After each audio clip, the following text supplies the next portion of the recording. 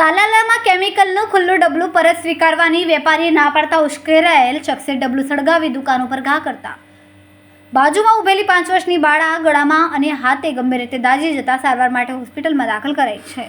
તાલાલા શહેરમાં સાસણ રોડ ઉપર આવેલ જસ્મીન ટ્રેડર્સ નામની કલરની દુકાન ઉપર એક શખ્સ કલરમાં ભેળવવાનું ફેવિકોલ જેવું કેમિકલ લઈ ગયું હતું. આ ડબલું સાંજે વેપારીને પરત દેવા આવેલ, પરંતુ ડબલું ખુલેલું હોય અને વેપારીએ પરત લેવાની ના પાડતા શખ્સ ઉશ્કેરાઈ જઈને ડબલામાં આગ લગાડીને દુકાન ઉપર ફેંક્યો હતો. આ સમયે દુકાનમાં બેસેલ કાવ્યાબેન અશ્વિનભાઈ ઠુમ્મર ઉંમર વર્ષ 5 ઉપર સળગતું કેમિકલ ગળા અને હાથના ભાગે ચોંટી જતા ગંભીર રીતે દાઝી હતી. આ ઉપરાંત દુકાનના માલિકને પણ હાથમાં ગંભીર રીતે દાઝી ગયા હતા. આ બનાવ બનતા આજુબાજુમાંથી બધા લોકો એકત્રિત થઈને શખ્સને ઝડપી પાડીને પોલીસને સુપરત કર્યો. આ શખ્સ કયા ગામનો છે, પોલીસ તેની વધુ પૂછપરછ સાથે તપાસ કરી રહી છે. આ બનાવથી શહેરમાં ભારે ચકચાર ફેલાઈ ગયો છે. રિપોર્ટર કલ્પેશ દેવળિયા, ગીર સોમનાથ.